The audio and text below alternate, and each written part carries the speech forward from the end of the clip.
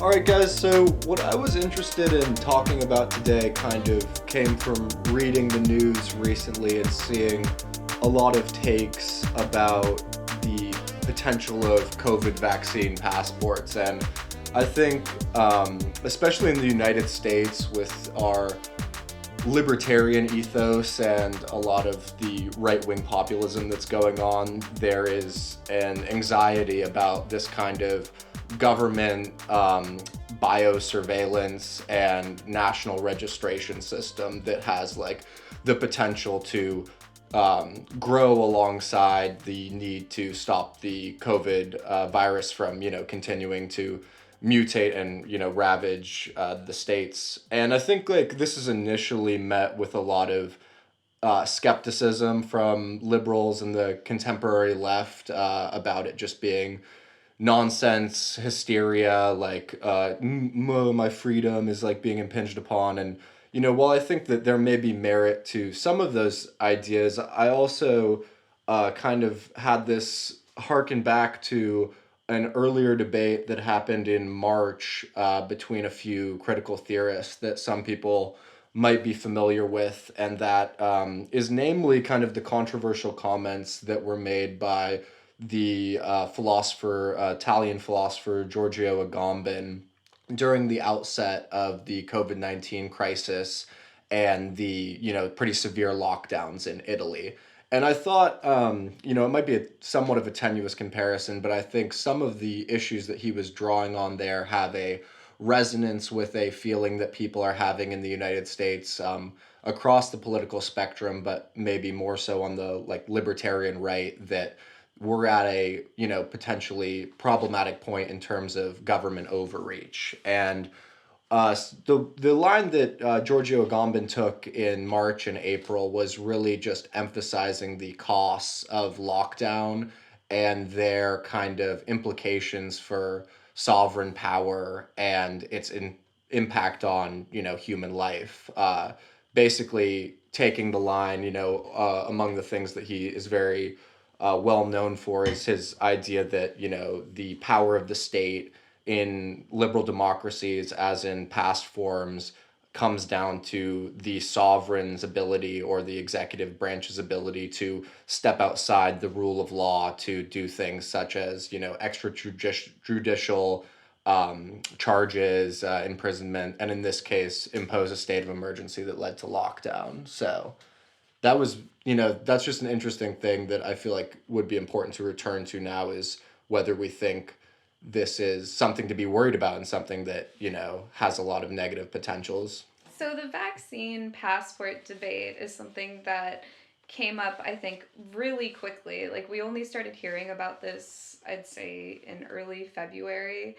And now it's sort of across CNN, ABC. It's now become sort of placed on this pedestal as the current political debate and the new dividing subject when it comes to COVID. Whereas, lifting lockdowns was maybe the previous soundbite in the news. It Right. seems like vaccine passports has now completely replaced that, where I couldn't exactly tell you, where lockdowns have been lifted and what the news is regarding that, but I could tell you that there are certain states which are not allowing for vaccine passports. So that sort of new emphasis on vaccine passports in the news just sort of raised the question of whether or not it is the vaccine passports are that important of a talking point. What makes it meaningful, and what would it actually change in terms of our like future dealings with the pandemic and with one another. Yeah, no, I mean, I think that when it comes to the vaccine passport, the like question of, biopolitics emerges like very heavily, which is kind of the way in which the state kind of enacts a certain level of control and discipline upon the human body, and the idea that this like precious information about your own kind of like genetic and biological makeup could be in a centralized database is something that I feel like people are rightly wary of. I think, I mean, not that the U.S. government has ever done anything wrong. I wouldn't want to implicate something like that, but Well, at the same time, I think you see on the left, or I mean, not completely a monolith, but on the left too, um, people are concerned about getting COVID and want to just make sure that the people around them don't have COVID. And I feel like even before vaccine passports, I've had certain friends who've, requested take like a COVID test to meet up with them. So I think, you definitely see that people just have their preferences too. But for it to be mandated on this scale definitely points to what Dylan's saying, where it brings up questions about like sovereignty and about individual autonomy. Yeah, and I think you kind of highlighted like how we frame ourselves too, and like kind of conceptualizing ourselves as like contagious, like identifying the virus in ourselves. Like I think the kind of the broad topics that that the article by Giorgio kind of brings up is like what are the ethical implications of state power as it relates to preserving life. Like what sort of freedoms can be removed on the basis of preserving life that, if they were just removed arbitrarily would cause like riots, like if there were just curfews as there were during when the protests were happening during the summer in light of the killing of George Floyd. There were curfews that were enacted, and there were really heavy revolt against those curfews in ways that there wasn't along the basis of this idea of preserving life. Right. Yeah. That's exactly right. I think one of the things that is often like misread in the critiques of Agamben's points about state power with regards to COVID is like his point is not that COVID-19 was a, national health crisis that, the government overreacted to. It's a lot more nuanced than that. It's the idea that in a matter of moments, entire countries were like put into levels of social restriction and control like that we've never like really witnessed in the past, like with the exception of civil disturbances that may usher in curfews or something. This whole kind of idea of social distancing that was enacted could, I mean, to his way of thinking, be emblematic of a broader turn towards authoritarianism and passivity within the population, that we already live in a world where the rule of law is not kind of universally applied, and that it can be stepped out of in a time of emergency and is already kind of constantly in a state of emergency even prior to COVID. Yeah, I think what Agamben is wary of is people being all too willing to accept an exploitative government because of the conditions we have normalized. I think that his past work harkened back to the government's response to 9/11 and how the government instituted in the US biometrics for people to immigrate into the US, which Agamben likened to, and he mentions that this is a historical it's not a historical comparison but a philosophical one, but he likens the use of biometrics, getting fingerprinted to get into the US, to sort of people in concentration camps being given numbers as tattoos to identify who they are. So you can kind of see where he's coming from in terms of his thinking about COVID there, where I think he's really just thinking about government exploitation of like moments of crisis. He's not saying that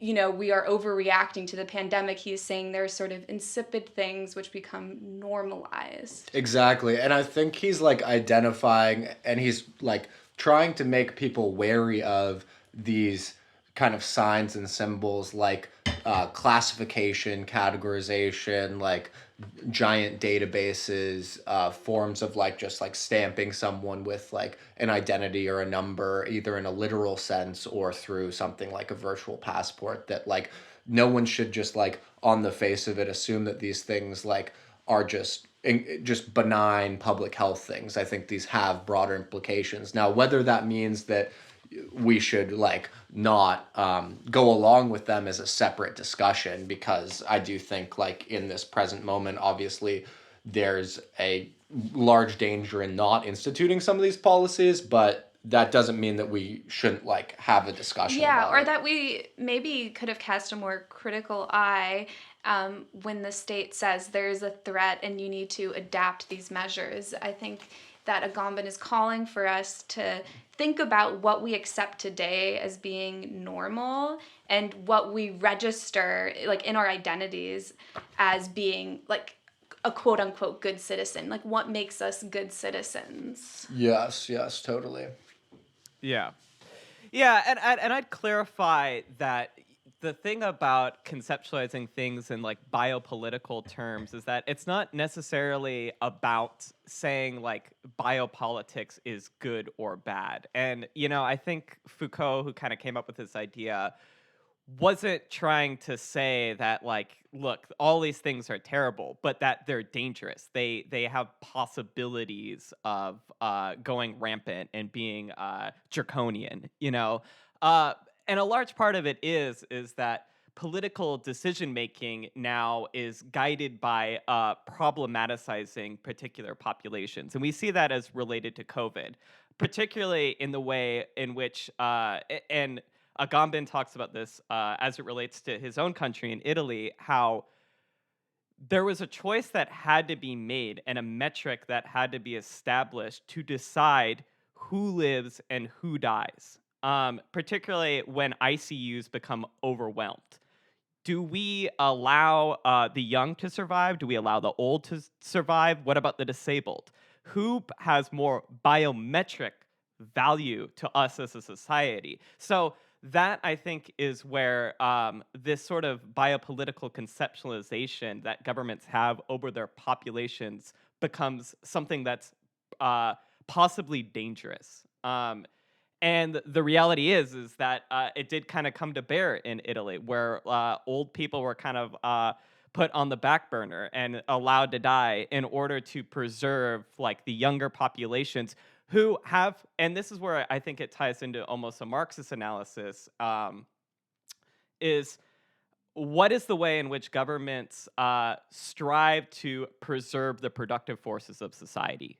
Because it's the economies that drive societies. That I think is the danger of biopolitics, is that in capitalism, it's a game of preserving, maintaining, and expanding the productive forces. Yeah, absolutely. And I think Agamben brings up a really amazing, like insightful parallel to your point, where he talks about how the Pope was expected to visit lepers, and now you have this situation where people are unfortunately video chatting with their dying relatives, and you can see this clear fucking shift in our cultural expectations. And I think you provide a good explanation for why we have responded so disparately historically. Yeah, yeah, I agree with that. I think, it's interesting to me how, it is also like a fundamental like tenet of like Marxism, to the extent that it ascribes like any kind of human nature. It does say that we're like social creatures, and that's really like I think what Agamben is pointing to in like the problem with this medical discourse, that it kind of denies the social importance and centrality of being human in order to preserve just our biological life. And that's what Agamben refers to as like bare life, which is basically just your biological like sustenance, which could be I think as like someone who's on life support, like in a coma, or it could be someone who's sentenced to life in solitary confinement, is another way that like you're reduced to like bare life in this analogy. And it's like to that extent, it's like what is worth like sacrificing just to maintain that like heartbeat, or like vegetative state. It's like I don't really believe that there is like an identity to individuals that exists beyond their connection to like other humans. So what he's saying is that like if this regime of social distancing continues or is taken to the ultimate degree, which I feel like it could be and is compatible with like capitalism's need to um, increase productive forces, there's a sense in which like we will lose our humanity. So he's kind of a bleak thinker, I would say. He's a very bleak thinker. But I think that's where Slavoj Zizek comes in. Yeah. With his Who's always so insightful, the cheery joker. The cheery.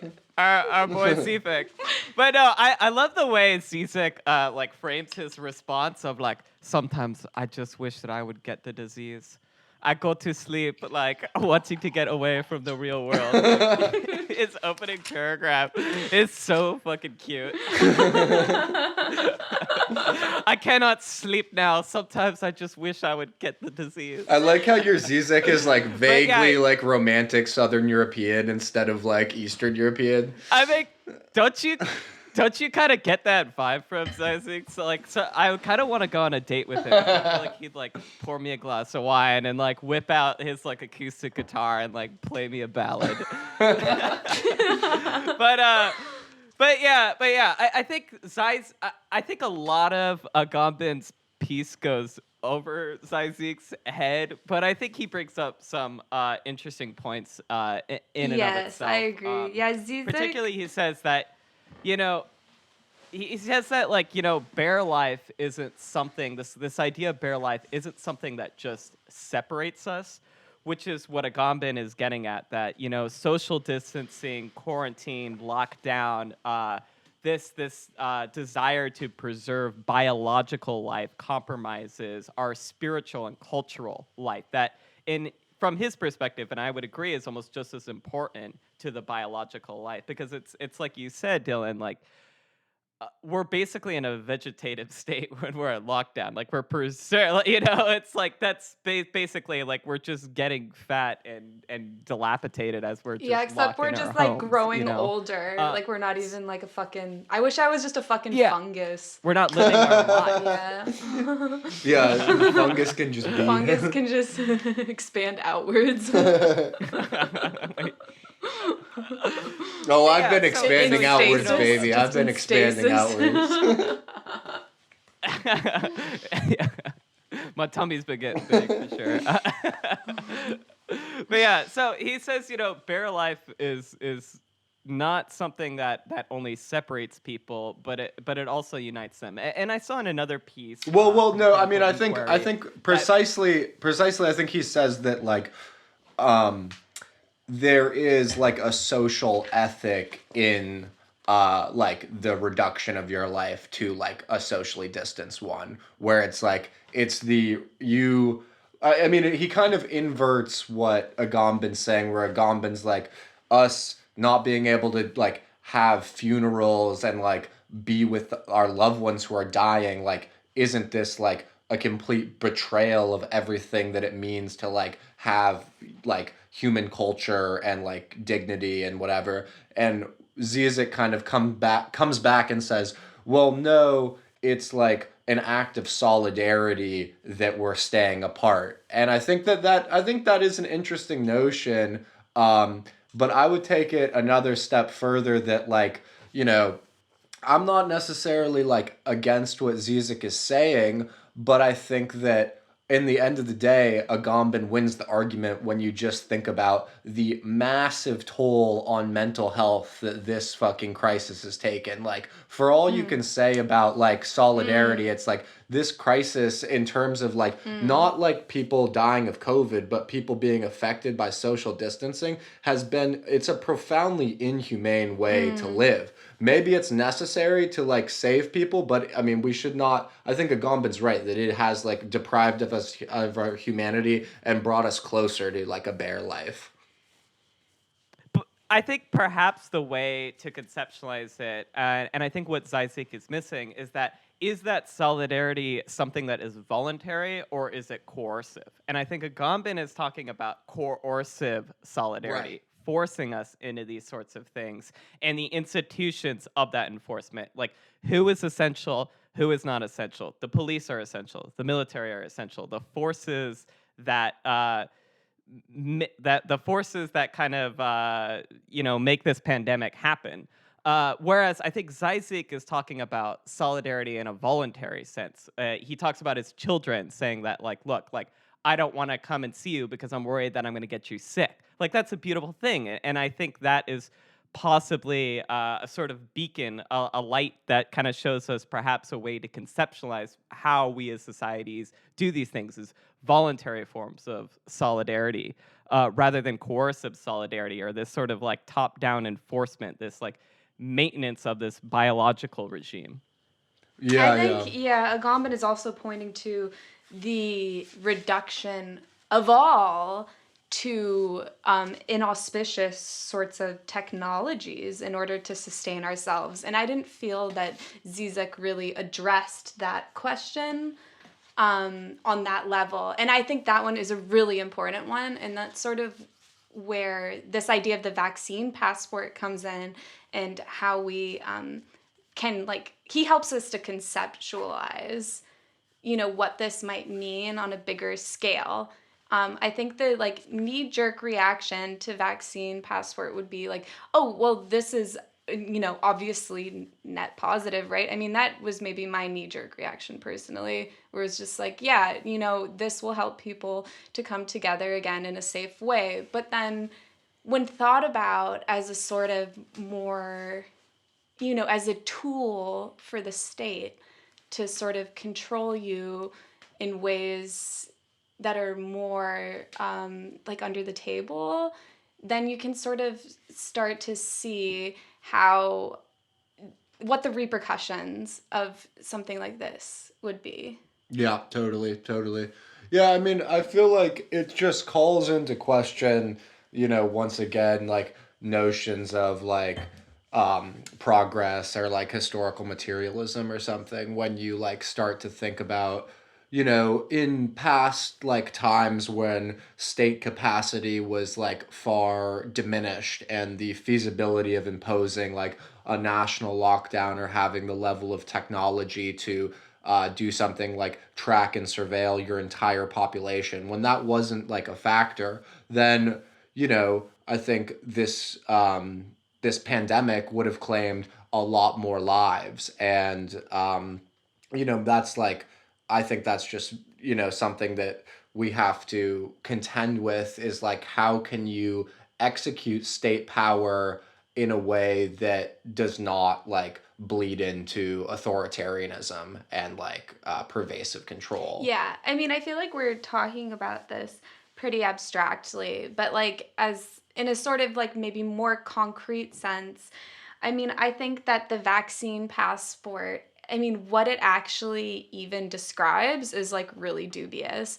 Like the World Health Organization, for example, hasn't backed it on the basis of, not knowing how effective these vaccines actually are. Like maybe someone who's vaccinated can actually still transfer COVID to someone. Maybe someone who's vaccinated could get a variant and not be protected against it. I think that, it says something that's false. Having a vaccine passport doesn't mean you're necessarily immune. So I was sort of like, yeah, just thinking about that and about how it just doesn't like, I think that the state instituting it would definitely seem like overblown given that definition of the vaccine passport. I think kind of an interesting anecdote periphery to this that's discussed in Jaishik's response is to the fact that like if we care so much about life in the way that we project right now during the pandemic, then shouldn't we acknowledge that, especially in China, that the COVID lockdown has saved that COVID has saved more lives than it's actually lost due to like the pollution in the air, you know? So, and I think this kind of, I guess in my mind, gets back onto just like mobility in general and travel in general that is very harmful for the climate, that is like killing people. And that's kind of the like, I guess, paradox of this whole vaccine passport thing is like, look, the economy kills more people. Like, just the whole means of production and our mode of economy kills more people than COVID ever It will. just seems like, yeah, I totally agree. It just seems so backwards that we would start to open up and only to a few people. I mean, that to me seems even worse. I mean, because it's not just only like bad for the environment to have people, flying around in airplanes again, but I think it's also really bad for the well-being of other people and within our country and outside of the country who have less resources and who will be pushed aside once, the world opens up only to a select few, privileged people. Yeah. And so it's just like this idea of the vaccine passport it just seems like there's no way to to internationally institute it. And it's bound to like leave behind massive swaths of the world. And I just feel like if we're gonna like stand in solidarity with, the people who would be struggling or who are struggling right now, then like you wouldn't stand behind the vaccine passport. Yeah, I mean, I think it's in. Oh yeah, I was gonna go back to what you were saying too. Is that I think there's multiple ways to come at it, but I think it's very interesting to bring up the idea that like COVID actually like saved lives or something, because I mean it's undoubtedly true. I think like fatalities for like all sorts of different like risk factors like yeah, car collisions, it's all like, plummeted. Yeah. So, this idea that, we have like a singular focus on like decreasing risk and decreasing like deaths that are like premature from like whatever like different health problems is kind of like a fallacy. It's more that like we see something emergent like COVID and we like prioritize everything towards this like singular point because we have like a very reductive view of like health and wellness and like what it means to like thrive or like prosper. And what COVID like has taught us is that like you can basically just like remake the world along the lines that you see fit because there are no like hard barriers, like everyone just all of a sudden worked from home. um there was like massive injections of like capital like through the state into the economy to like keep the stock market afloat. So there's, I mean, not to go full great reset on this, but like I think that there's so much potential that like can be learned from this crisis, but the one that like I think that should not be learned is that we should just like always have faith in like being afraid of like the next new thing, and that we have to go to like any lengths to like stop like one singular threat, because I feel like that's like a reductive and like myopic view that has like tons of externalities, whether it's like mental health or ceding too much power to the government, etc. Yeah, I think kind of on the notion of vaccine passports too, is that the government right now is trying to balance the economy, reopening the economy, and this biopolitical regime of like maximizing life. And I think the vaccine passport idea directly relates to trying to like putting a priority on the economy over human life. but it's under the guise of maintaining human life. That's what I think is so ironic about the whole vaccine passport idea, is that people shouldn't be internationally traveling right now. This goes against everything that it goes right in the face of everything that the government has been talking about, and just of the general logic of the way that pandemics work. But there is the state is torn between these forces. Well put. Well put. Yeah, well put. I mean, I think too that why wouldn't we just get COVID tests? I mean, I feel like that's an indication of you being like a safer vector than what this vaccine passport might say. I mean, maybe I'm naive, but at this point, given the information, it kind of seems that way sometimes. Yeah, I mean, I don't know. I feel like it's two separate questions there, because it's like on the one hand, like I think that like a rational like public health response to this crisis like would have amounted to like giving people like the support to stay home from their jobs where possible, and then also having like a rational way to like socially distance but like pot up and actually like see people. And then like we would roll out like the vaccine, and it would be like voluntary, and there would be some level of tracking, because I think you do have to achieve like some like herd immunity, and you can't just like let it ravage the population. I mean, I don't know what you guys think. I don't think I'm I don't know. I'm not like I'm still I just don't know what this I'm just still trying to like even just grasp what this would look like. Like we already have 2 states in the US that aren't adopting it. Well, it's just probably it's never going to really happen, except like on like it's just not going to happen. I mean, maybe on like some individual state levels there could be something, but like I mean, I would be it won't happen in the US just because it's like completely anathema. And like I guess maybe, ultimately maybe that's a bad thing. I don't know. I mean, I've been arguing that it like has a lot of like negative implications, but I also like don't want to downplay the like idea that there is like a need to achieve like herd immunity through vaccination. And I do think that, despite having some reservations about possible side effects, like I do trust like the science around it from what I've seen. So yeah, I definitely advocate for everybody getting the vaccines. Yeah.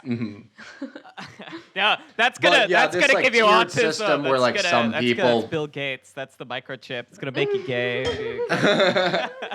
No, it's just the thing with Alex Jones. He was talking about. He's like, the vaccine's gonna give us cancer. Like it's a cancer vaccine. all the scientists are saying it's cancer. But I think kind of to your point, let me see, one sec. I'm going to pull it up because I think Agamben actually brings up a really poetic way to sort of like approach this from, I guess, like an ethical standpoint. Okay, he says, I know that there will inevitably be someone who will respond that the sacrifice, which is of course serious, has been made in the name of moral principles. To them, I would recall a norm that affirms that we must renounce the good to save the good is just as false and contradictory as that which, to protect freedom, orders us to renounce freedom. So I think that's kind of like the way of like conceptualizing a lot of this issue, and the issue of the vaccine passports is like, we're faced with these like strategies that in themselves like compromise our morality, or like ask us to like renounce our freedom and to be tracked, and that in and of itself is like, why are we setting up these false dilemmas whereby like we must forego all of these we must forego certain freedoms in the name of these things. And like, who are the people that are asking us to forego those privileges? It's the state. It's these power relationships. To me, that's the way. And kind of getting back onto like what Jaishik is getting at is like, I obviously don't have all the fucking answers, but I do kind of wonder of like this going back to what I said earlier about like this idea of voluntary solidarity of people, these things don't need to come from the top. We all have knowledge and access to the science, and we should be making decisions based on that. And like, perhaps our own subjectivity, which already envisions ourselves in this biopolitical regime, perhaps through that means alone, we can come to sort of these ethical questions about like, should I fucking travel? Yeah, That makes totally, sense. totally. Yeah, Yeah. I was thinking about, yeah, I mean, when you talk about voluntary versus non sort of voluntary, I was thinking a little bit too about what Agamben thinks we have accepted as the like state of exception, as he would say it, and like how he actually like visualizes that universe. Because on the one hand, you know, having sort of machines replace our sociability, not being able to see each other, like on the one hand, I think many of us actually do live on the internet, and maybe it's not necessarily as much of a like mechanism of state control as Agamben makes it, where there is some sociability to machines mediating like our lives. Like I was just thinking about like, you know, what's so bad about us adopting, I mean it sounds fucking dark, but like, you know, people do mourn online. Like there's just so many ways that we create like fucking memorials that are like meaningful with like the work. I don't know, it's just a way to share images that is like it is in some ways like a replacement for like what you would think of as the classical funeral. And so I was just thinking about how like, you know, how the digital has a sort of like spiritual and like moral logic too. Yeah.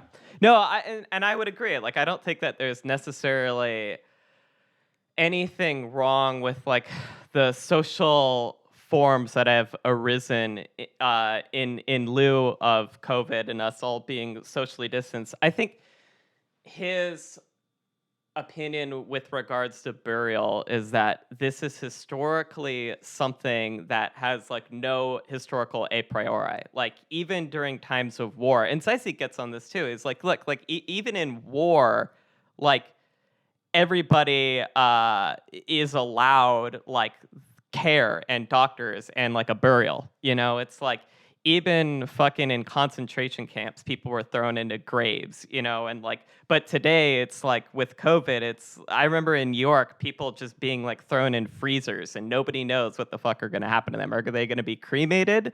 Are they going to be buried? There's this whole question of like, is the dead body a contagious body? And even after life, you're a threat to society, and I think that's what he's kind of getting at, and I think by and large, what this sort of biopolitical analysis is getting at is not about how things are good or bad, but how society problematizes things, how things become dangerous, and how like discourses can sort of arise out of the things that we problematize, and that in and of itself is it can be dangerous or restrictive of freedoms. You know, like I don't know. I was kind of thinking of like the easiest way to kind of like describe biopolitics, and I guess it, like to me, like the way that we problematize children and children's diets so that they don't become obese, so that they may like be healthy, quote unquote, and that there's this whole standard of healthiness that relates to their productive capacity. Because if you're obese, you're not going to be as productive as somebody who's you know, thin and healthy. And that if you're obese, or if we allow children to smoke cigarettes, you know, there's a potential for them to become a burden on society later.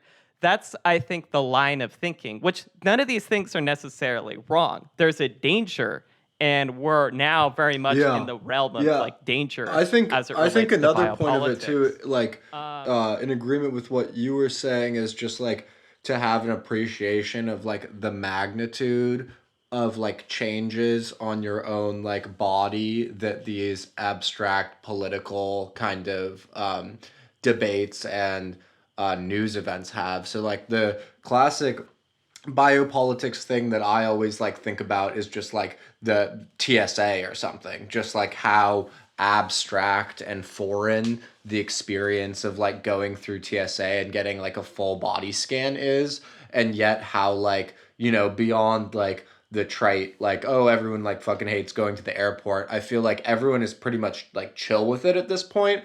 And I just feel like that's like kind of a useful example of just like, you know, there was a world event and like, you know, 9/11 and the like global war on terror, and then all of a sudden like everyone has to change like the way they move through this physical space overnight, and like there was very little resistance to it, and there was very little awareness of it even to this day. And I think like the way that those experiences, that one among like, you know, a million others insofar as like, you know, the way that you have to have like proper posture in your desk when you're at school, the way that all of that like informs your like consciousness and understanding of like the world, and like ultimately your like fucking like ideological perspective is you know, underappreciated, and like biopolitics attunes you to like, you know, notice that. But then there's also a level to which like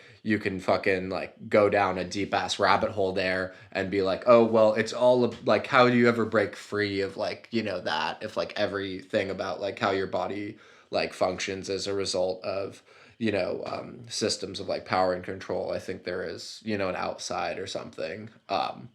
Yeah. Totally, Mm-hmm. totally. Yeah, and I mean, whenever there is these crises, we're habitualized almost immediately into these different ways in which we interact with space, you know, and we're so accustomed to it. I think another good example is just the way that the whole TSA model has now been adopted by schools, particularly in California. Every school here is surrounded by barbed wire fences, and all high schools, you have to go through a metal detector to even get into the fucking high school. It's amazing how, yeah, within our lifetime, that technology has been shifted into all of these different public institutions. It's the same way you can't walk into a courthouse now. You can't go to the mayor's office anymore without these sorts of like restrictions, without the sorts of tracking, without the sorts of fucking scans on your body, just pumping radiation through your Well, body. Yeah, that's But totally. also another interesting point with that is, I think it's called like Foucault's boomerang, that talks about how empire is like, has really disastrous effects for like the center of like an empire, because eventually the tactics and the depravity that is like used in the like colonial like outer world comes home and becomes instantiated like in the like mechanistic like mechanisms of control in the like domestic world, which you like definitely see Mm-hmm. in terms of like, you know, the war on terror like coming to like inform, yeah, it's something as like fucking important as, you know, public schooling, and Mm. having like the same like logics like applied to it. yeah. Yeah. Well, yeah, but it's also in the colonies, the ghettos, the places where the poor reside are always the points of experimentation. And we've seen this like blatantly throughout history, particularly with the eugenics movement in America. You know, these are always the points of experimentation, and when it's successful, it's reverted onto the entire population at large. So, I mean, it's a particularly interesting lens with which to view things. There is a danger, I think, that you kind of raised of like extending it Mm-hmm. to the full analysis, which I don't think is Well, always I guess to me particularly it's not an valid. analysis. It's just like a way of seeing. Yeah. Like you can never be outside of like biopolitics, because like that just is the form of power that we like live under. So like you would never like be able to transcend it. But its borders Exactly. are always changing. It's always, yeah, it's always changing, but like, you know, I think it's about like creating like a different form of like biopolitics rather than like escaping it or something. But it's interesting how it's all I think it's interesting how it's all justified by risk though, which is something that Agamben like comes back to a lot, where it's like we have this abstract concept called like risk, and in the Absolutely. case of like, barbed wire around schools, like that's 100% like the fear of like mass shooting or Yeah, something. and Bruno Latour talks about this idea of risk too, and he really contextualizes it in a useful way. He says, okay, the risk of COVID is far smaller to us than the risk of the current ecological crisis facing us. Right. So it's really interesting to see what the response has been to COVID, um, in comparison to the ecological crisis, and how COVID is seen as a much like larger specter, or is like painted as such by the Yeah. state, as opposed to the other issue of the ecological crisis, which would have, you know, which to mitigate would have much larger repercussions for the economy. Yeah, yeah. Well, I mean it's just different. If I was gonna like, I mean, I think there's an immediacy to COVID though, which there isn't to global climate change. Where like I Yeah. think like you were at the point where if you didn't institute national lockdown, you would have seen like, and I mean you did see this to an extent, but if there really were no lockdowns, like the ICU beds, like they wouldn't have been able to admit new people to the hospital, and you would have just had like tons of people dying at home, Absolutely. Yeah. which would have also been like a catastrophe. So, yeah, I mean, I don't know. I mean, there's like definitely like ways in which climate change is already affecting like But migration but and the fires and everything that creates similar situations. Though, yeah, un- no, undoubtedly. I think the point is, though, that there is an immediacy to the ecological question, as was raised in China, where it's been shown that the amount of deaths from COVID were less than the amount of deaths that would have been caused by the pollution just in the air as it relates to premature deaths, and just the exposure to the massive amounts of pollution that were reduced because of COVID. So I think the point is that if there is this sort of blanket rule of bare life that drives society, like how can that be true if like we allow the ecological crisis to regularly kill people in vast numbers and in immediate terms? It's like pollution kills people Yeah. all the Yeah. time and in Yeah. very real well, terms.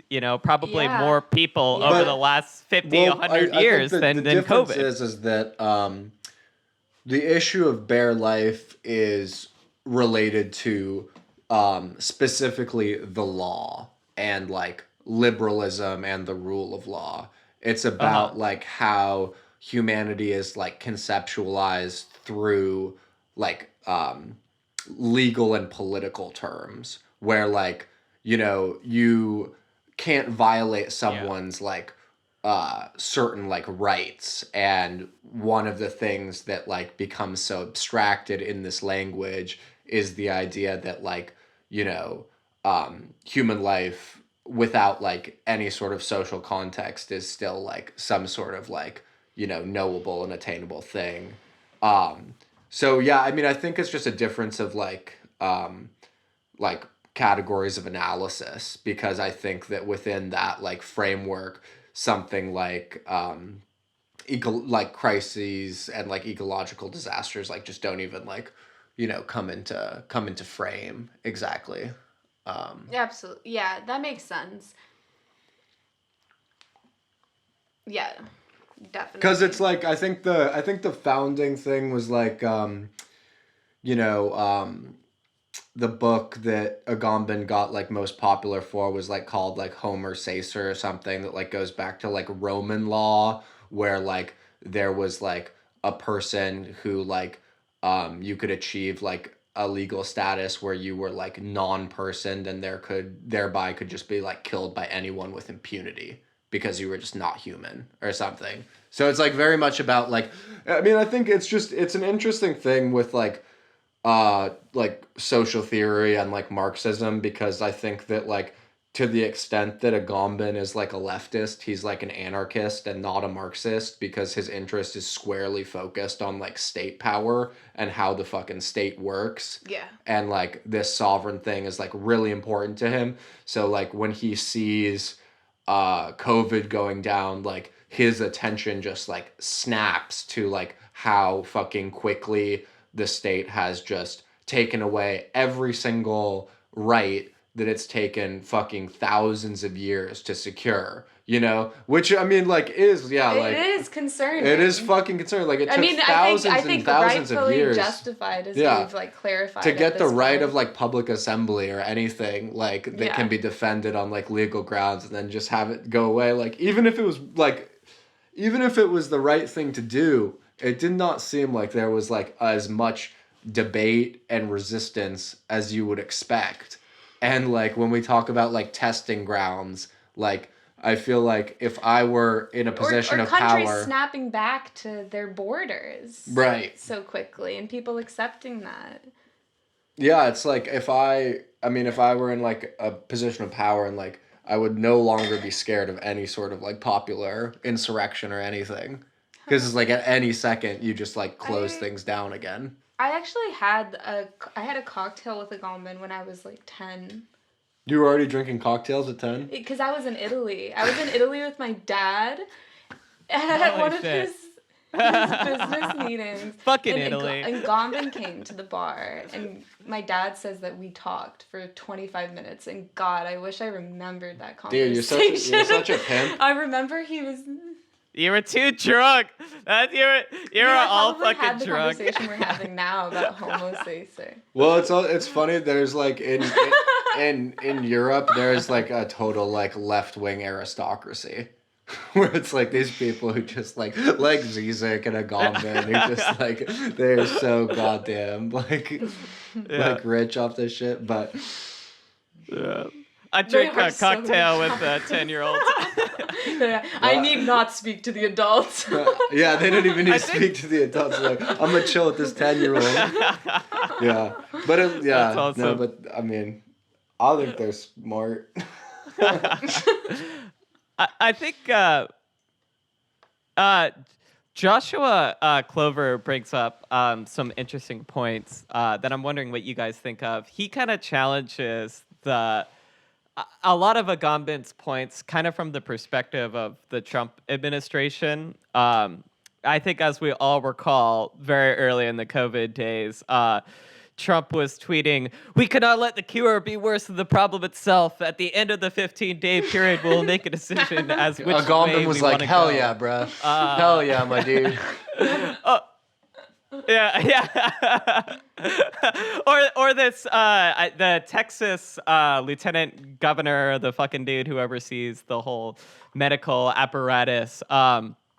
He had this really famous thing. I remember when it kind of came out very early in COVID, where he was basically saying, like, if it means that we need to sacrifice human life to preserve the values of the Constitution and the American way, then I'm all in. And, like, he literally, like, verbatim basically said that, like, some people are just going to have to fucking die. And I think that's kind of an interesting, I think, challenge to this, like, idea of, like, the political centrality of life, you know, that clearly there's this there's a separate notion, particularly within what was the Trump world, of just being like, fuck it, like the economy is kind of more important, like the idea of the Constitution and freedom is more important, so some people are just gonna die. And I think Joshua Clover kind of posits this opposite opinion of being like, perhaps it's not the focus of the American circumstance isn't so much like we need to preserve life at all costs, but rather that we need to like preserve the economy and make sure that people are working and that people are buying shit. Yeah. Yes, I mean, I definitely think that was always very, very central. Yeah. Yeah, I mean, and yeah, I mean, yeah. there's always a little bit of a bait and switch there when it comes to the Yeah. the Republican talking points around freedom. That it's Yeah. usually freedom to like conduct like commerce and do like debt fueled like consumerism of like Chinese products and shit. So I'm not in Yep. favor of that. I just want to be able to go. Yeah. It's pretty insane that anybody is in favor of that. Yeah, I would mostly love to just go wanna to a bar. for I would fuck's love sake. to go to a park and chill with some friends. I mean, a thing that we didn't really touch on, which Yeah, I think exactly. Agamben or maybe Zizek, I don't fucking remember, but one of them talks about like the individualizing of like responsibility through the pandemic and the way that this Yes. Yeah. And how that right, yeah, relates this to just became ecology. entirely tiresome, like the debate. So, like the number of Instagram stories I've had to see of people like shaming each other for like taking a photo at a bar, as if like this like isn't already just has been like just a Yeah. massive clusterfuck in the United States. But anyway, yeah, it just became exactly the same as Yeah, the totally. ecological crisis, where like everything is down to like individuals to like recycle more properly, as if this isn't like a collective problem that requires like a mass like concerted like collective response to it. Yeah. So yeah, I mean, Yeah. I thought that was tiresome. Yeah. Yeah, totally. And I think it's particularly prevalent in the American experience because there is just this attitude of like, go fuck yourselves, like take care of your own shit. Here's $1,200, like make it Yeah. work. That was very different, I think, for like a lot of other countries that did have more of these like biopolitical tendencies. And I think I believe it was Bruno Latour who brought up that kind of notion that we've all experienced on fucking Instagram of people being like, how dare you not tip me 80% on your fucking tab? I'm an essential worker. Like, fuck you for not wearing a mask. Like, all of this shit. He kind of, I think, flips this on his head and says, I think it's so remarkable, not so much that, like, the occasional person is unwilling to wear a mask, but that we are all immediately willing to mask up and like forego so many freedoms. Like I think he wants to draw more attention to that, and I think that's kind of what we've been getting at in this whole conversation is like, that's a shame that people aren't really caring about each other, but also just the fact that like we're all willing to give up each other's freedoms and go along with this sovereign fucking strategy of just being like, you all need to give up your freedoms. That's the only way that we're going to be able like to I feel like fix this problem. maybe I'm late to the party and what or that something, but it's like, it seems like it's been whatever, like over a year now, and like, it does just like dawn upon you at this time, and these are conversations that like some of these like theorists and academics have been having, just the level of, kind of how accustomed we've become to these like regulations and this like power, and how much things have changed, and how much that affects like even just like watching like like some like stupid like reality TV shows like nowadays from like whatever 2015, and you see no one with a mask and you like visibly like hush or something, and it's like, oh my god, like I'm such a pussy. I can't deal with like unmasked people anymore. So I mean, I feel like it's a good time to like reflect, and I don't know if it just seems like navel gazing, because I'm not sure that there's like another way that I think it could have been prosecuted differently, but I certainly believe that we should be wary of like the incisions that have been made thus far. Yeah. Well, yeah, because what is the next crisis really, and it's the ecological crisis, and it's gonna. I think this is, a lot of people in critical inquiry were kind of calling this like a dress rehearsal for that crisis, because I think it really, we should be reflecting now about the way that governments around the world are going to be reacting when the climate crisis comes to a head in this really like apocalyptic fucking way. And what are our populations going to be like immediately like foregoing all of their freedoms in hopes that the powers that brought upon the climate crisis are all of Exactly, a yeah, sudden and going to that's fix what we it. need to be like most attuned to is like none of this is meant to, Yep. denigrate the like sacrifices of like people architecting, well-intentioned public health Exactly. responses, but you're not paying attention if you do not see how the ways that like state power has been enacted here have very pernicious possibilities and applications to far greater like national security issues, ecological issues, civil liberties issues, and I think those are some of the Mhm. strains that we should try to draw out moving forward is like what precisely could be the implications of like COVID vaccine passport was like one thing that's probably not going to pop off, but like the level of track and trace surveillance and um, you know different like stay-at-home orders, like I think we should like dig into those in the future and think about them. Yeah. And one last thing, because we're hitting the hour mark, that I kind of just want to jump in real quick because we didn't touch on it, but I think it's kind of interesting.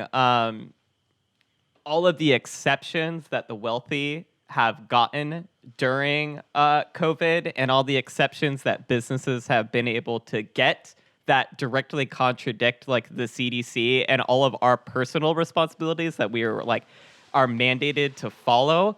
The perfect example that I brought up to you is like what the airlines have gotten away with, where like they can completely create these conditions where social distancing is not followed, even though it's perfectly possible to do. Like planes don't need to be full of fucking people. That's just not profitable for the airline industries, and they need to make a fucking buck. So it's like planes don't need to be like full of a billion people. Like we could have 1/3 of the attendants on a plane, and maybe people don't need to be eating fucking snacks on a plane. But like those are things that are like immediately like social distancing is just tossed out the fucking window, and the wealthy and businesses, the fucking capitalist class gets immediate fucking they get to slide right Yeah. into forms of Absolutely. exception. That's I'm- bullshit. And No, just that's a on good a point. side fucking note, Yeah. really early on in the pandemic, Kylie Jenner got to have like a fucking massive party in like Beverly Hills. The whole thing was fucking like I mean, photographed, she's worked paparazzi, hard. and all She's that worked shit. hard Were all her there life, Paul. documenting She's a like strong. 100 She's a people. strong woman. Self-made billionaire. She's a self-made She deserves woman, it. Yeah, she's a girl boss. she's a girl boss. She's a beautiful. She's a girl POC. boss. But I think it's just like the cops showed up and we're like, okay, like everybody's got a bail, and then a few weeks later, some like poor ass Mexican dude throws a party, and the cops show up and start Yeah. fucking blazing.